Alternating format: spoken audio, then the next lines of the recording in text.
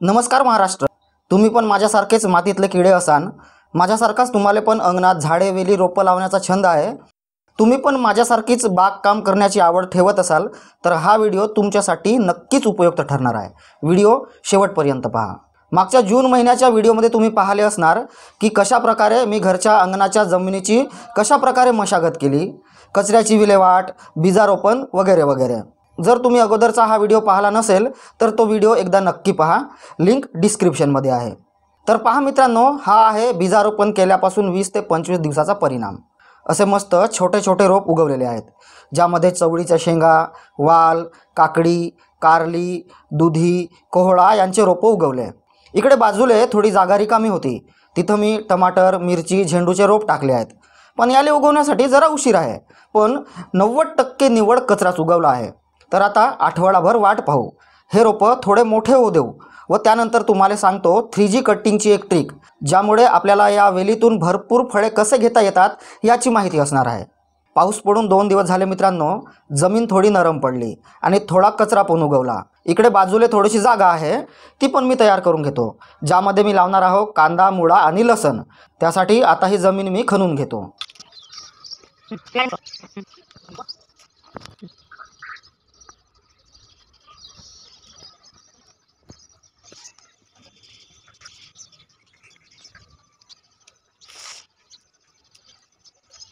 Finally माझी जमीन खणून झालेली आहे.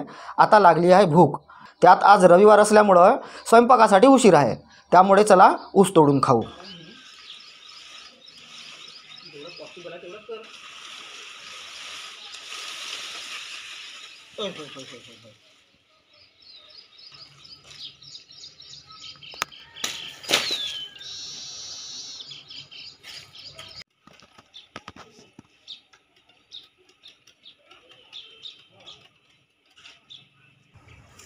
ब्रश केलीस का सकाळी?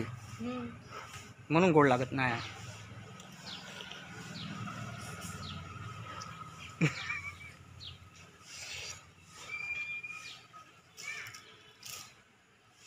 पाहिजे का?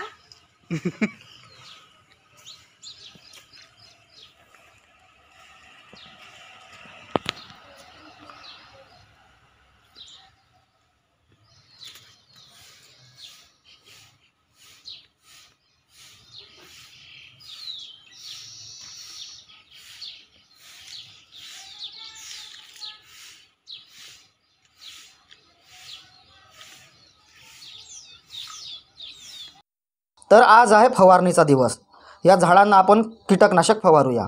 इकडे पहा मित्रांनो, ही औषधी मी घरीच तयार केलेली आहे. मी माझ्या झाडावर कोणतीही रासायनिक फवारणी करत नाही किंवा रासायनिक खत देत नाही. सर्व कीटनाशक आणि खत हे सेंद्रियच असतात. म्हणजे ते कंपोस्ट खत असेल, शेणखत म्हणा, लेंडी खत म्हणा, हे सर्व मी वापरतो. आता ही औषधी मी कशी तयार केली याची रेसिपी जर तुम्हाला पाहिजे असेल तर मला कमेंट करा. तर थोडंसं हे कीटकनाशक पाण्यात मिळून याचे द्रावण करून मी हे फवारून घेतो.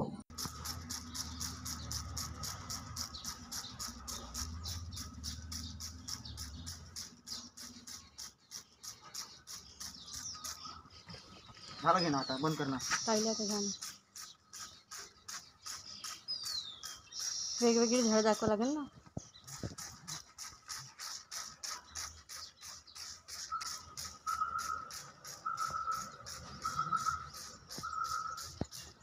तर आता सांगतो तुम्हाला याची 3G कटिंग कशी करायची. यामध्ये सुरुवातीला या रोपाचे सर्वात खालचे जुने पानं असतात ते तोडून टाकायचे. ते यासाठी की रोपटे स्वतःसाठी जी एनर्जी तयार करतात ती एनर्जी हे खालचे पानंसुद्धा घेत असतात. आता ते पानं तोडल्यामुळं झाडांमधील एनर्जी वाचेल आणि ती एनर्जी नवीन शेंडे बनवण्यास मदत करेल.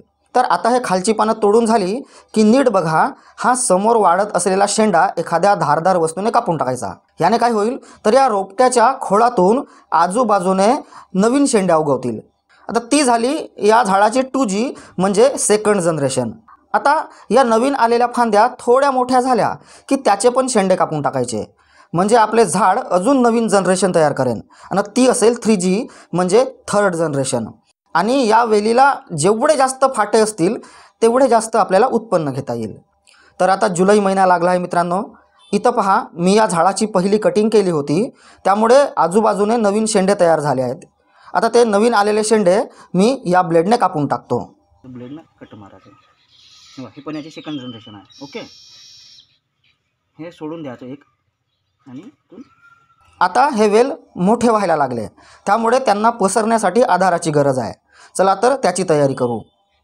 पहा, जंगलातून मी अशा प्रकारच्या फांद्या आणल्या आहेत, त्या मी इथं गाडून घेतो. आमच्या विदर्भात याले फलर म्हणते. तुमच्या भागात याले काय म्हणते ते मला कमेंट करून एकदा नक्की सांगा.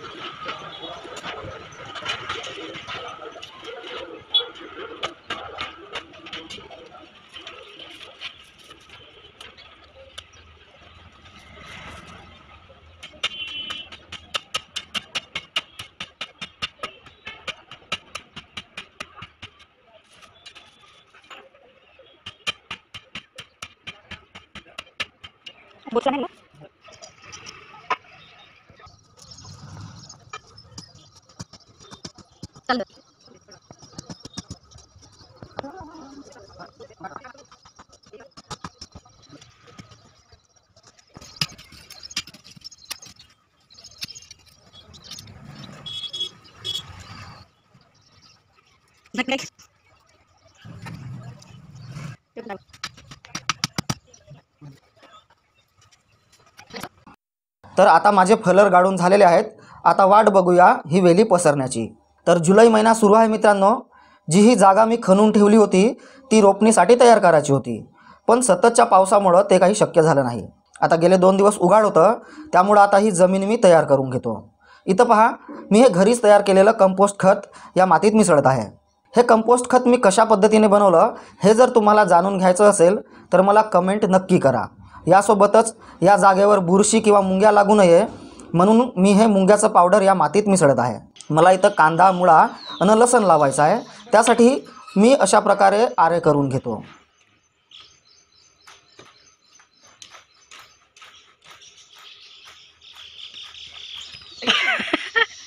हे असे पडले बा.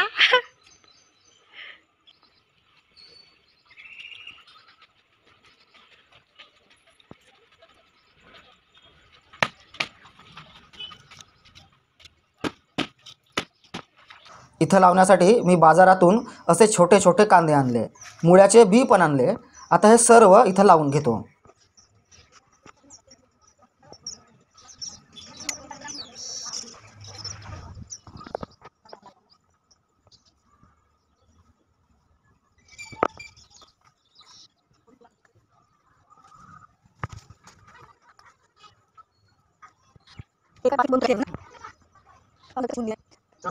नको काऊन.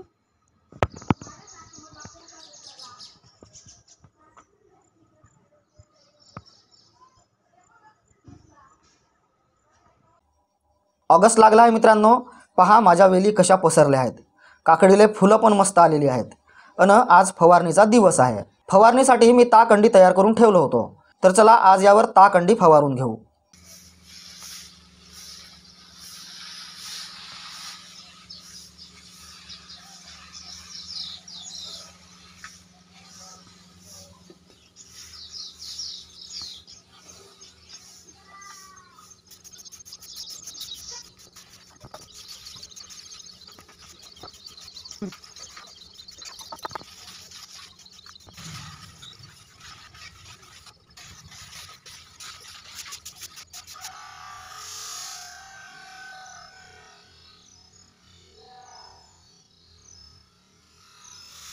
हे इथं टमाटर अन मिरचीचं रोप आहे, जे मी बाजूले बी टाकलं होतं ना, तिथं उगवल्यावर तिथून उपडून इथे लावलो. त्यावर पण आता थोडंसं फवारून घेतो.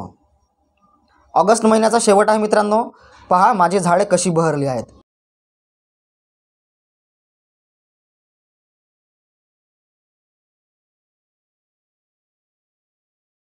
हा काकडीचा वेल पहा कसा खड्या खड्याले फुलांनी बहरला आहे. आणि हाच 3G कटिंगचा कमाल आहे.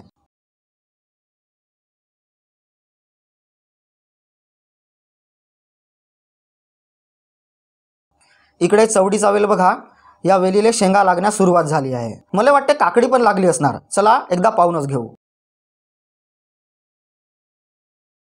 तर पहा मित्रांनो, अशा प्रकारे इथं काकड्या लागण्यास सुरुवात झाल्या आहेत.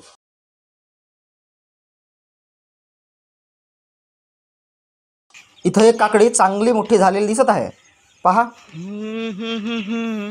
इकडे ये.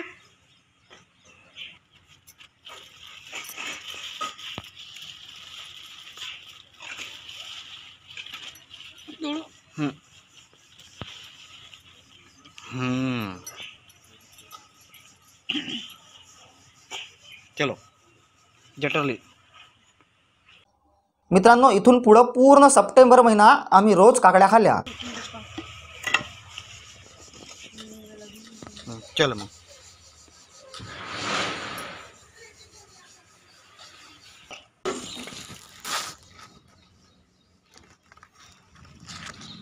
तर आता ऑक्टोबर लागला आहे मित्रांनो.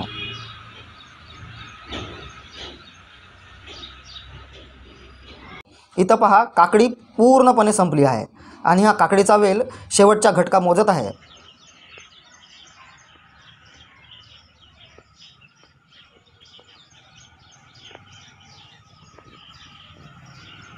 हे टमाटरचे रोप बघा, आता साजरे मोठे झाले असून याला फुलं पण येत आहेत.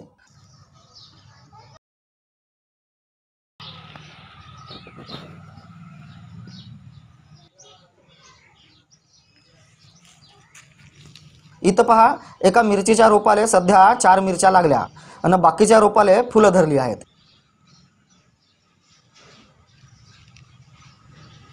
हे इकडं मी कांदा, मुळा, लसूण लावला होता ना. सुरुवातीला कांद्या लसणाची पात आणि 2-4 मुळे खावाले भेटले, पण अतिवृष्टीमुळं आणि हा दुधीच्या वेलानं इथं अटॅक केला, त्यामुळं ते कांद्याचे रोप वगैरे आणि ते लसणाचे रोप वगैरे सगळे नष्ट झाले. हे इकडे पहा, हे अळूचे रोप विनाकारण वाढत आहेत. कितीतरी वेळा आई याले कापून फेकत जाते, पण याले मरणच येत नाही. या अळूच्या दाटीमुळं बाकीच्या झाडाला त्रास होत आहे.